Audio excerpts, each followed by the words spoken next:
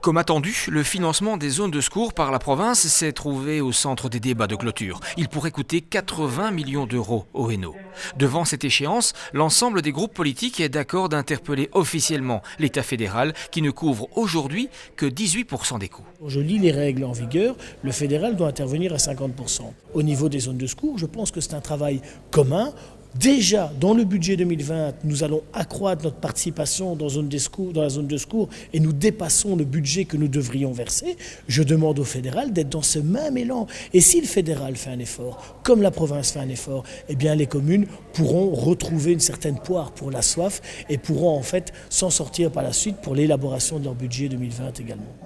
Dans le même contexte, le CDH a proposé la création d'une commission mixte afin de mesurer les conséquences de la déclaration de politique régionale qui tente, elle, à diviser plutôt qu'à rassembler. Je pense que pour confronter cette DPR à la réalité, il faut le faire non seulement avec les élus provinciaux et les élus wallons, mais également avec les communes. Parce que le service incendie, c'est eux les premières à les financer aussi. Et le jeu qui consisterait à créer une dissension entre province et communes et en les rendre concurrentes sur des montants, je pense que ce n'est pas vraiment un beau scénario. Si le PTB a insisté sur les enjeux de l'emploi, Écolo s'inquiète toujours du manque d'anticipation de la part de la province de Hainaut des réformes annoncées. Proposition, la constitution d'une commission élargie pour mieux évaluer à l'avenir les recettes et les dépenses.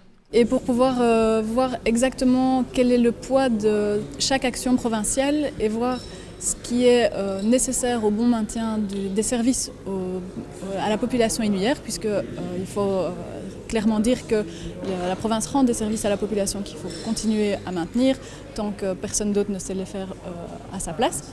Par contre, on ne voit pas clair sur la manière dont tout ça va être financé, donc la commission élargie pourra permettre de voir comment on s'en sortira dans les prochaines années. Le vote du budget, c'est aussi l'occasion de rappeler quelques projets qui rythmeront l'année 2020. L'engagement provincial en faveur du développement durable en est un, emmené par la toute récente Assemblée des jeunes. C'est en tout cas un vivier d'idées. Pour nous, on considère ça comme étant une forme de ressourcement. À un moment donné, on peut aller là pour puiser aussi des idées nouvelles et entendre l'herbe qui pousse. On se veut être une institution moderne et donc dans ce cadre-là, ces enjeux climatiques de développement durable sont importants. L'Assemblée générale des jeunes va se pencher sur les différentes questions.